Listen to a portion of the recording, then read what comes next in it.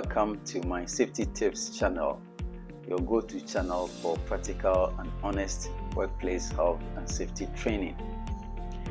In today's video, we are diving into one of the most critical aspects of workplace safety: personal protective equipment, or PPE. Whether you are on a construction site, in a healthcare facility, or working in a noisy factory, PPE is your last line of defense against serious injury or illness. Here is what you will be learning in this video: what PPE is and why it is essential, the different types of PPE for head to toe protection, how to choose the right PPE for your job, how to wear, use and maintain PPE properly, common mistakes with PPE and how to avoid them, and the responsibilities of both employers and employees when it comes to PPE provision and use. Now let's get started. To exhaust the topic, I will be tackling the subject from 8 different perspectives or segments. Segment 1. What is PPE and why it is important in the workplace? PPE refers to specialized equipment or clothing worn to protect against workplace hazards. Some of these equipment include self-contained breathing apparatuses, multi-gas detectors, AEDs, among others. It is your personal shield used when other safety measures like engineering or administrative controls can't fully eliminate the risk. In construction, for example, a hard hat protects your head from falling objects. In healthcare, hand gloves and face shields help prevent the spread of infectious diseases. Segment 2. What are the types of PPE or personal protective equipment? PPE comes in many forms designed to protect a specific part of your body. Head protection. Hard hats on construction sites, for example, protect the head. Eye and face protection. Goggles or face shields for grinding or chemical use. Hearing protection. Earplugs or earmuffs in loud environments. Respiratory protection. Nose masks or respirators for dusty or toxic atmospheres. Hand protection. Hand gloves designed for cuts, chemicals or heat. Body protection, that is full body protection. Aprons or flame resistant clothing or overalls or coveralls. Foot protection. Steel toe boots in warehouses or workshops. Each piece of PPE is tailored to a specific hazard, so choosing the right one matters. Segment 3. Selecting the right PPE. Picking the right PPE starts with a proper risk assessment. You need to know what you are protecting yourself from, be it chemical splashes, sharp objects, infectious agents, or falling debris. For example, a painter may need a full face respirator to guard against solvent fumes. A carpenter might require impact-resistant safety glasses for cutting assignments. Segment 4. How to wear and maintain your PPE properly. Wearing PPE incorrectly is almost as risky as not wearing it at all. PPE should fit properly. They should be in good condition and be worn exactly as intended. For example, a respirator must form a seal on the face.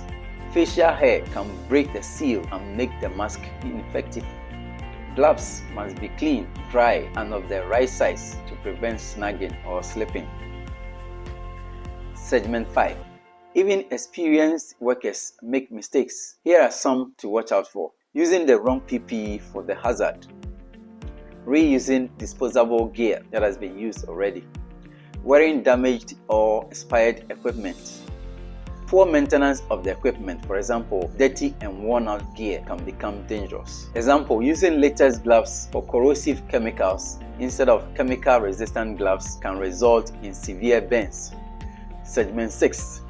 Responsibilities of employers and employees regarding PPE provision and use. In countries like Ghana and many others, employers are legally required to provide the correct PPE for the worker.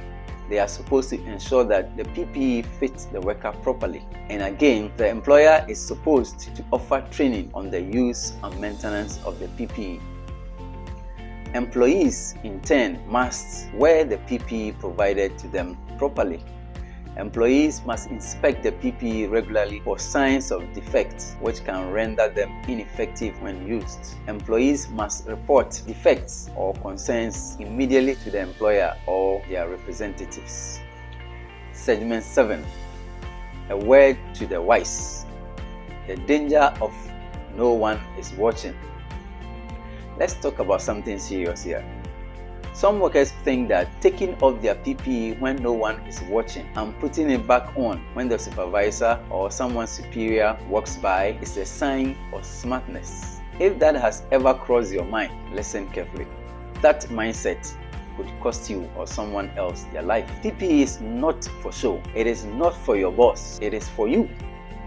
It protects your body, your health, and your future. A metal workshop worker removed his safety goggles because they felt uncomfortable. He figured it would be just for a few minutes. One piece of flying metal struck his eye. He lost his vision in that eye permanently. No warning, no second chance. Another case is about a roofer who unclipped his safety harness in order to move faster. He slipped and fell from the 3rd floor of a building. He didn't make it. These are not scare tactics. These are real people and real consequences they experienced. Segment 8. What do you do when the PPE feels unsafe or uncomfortable? Sometimes the availability of the PPE isn't the issue. It is the fit, the size, or the way it affects your work. When that happens, don't stay silent. Speak up. It is not complaining, rather it is about being smart. Here is what supervisors or safety reps should do in a case like that. Take the matter seriously.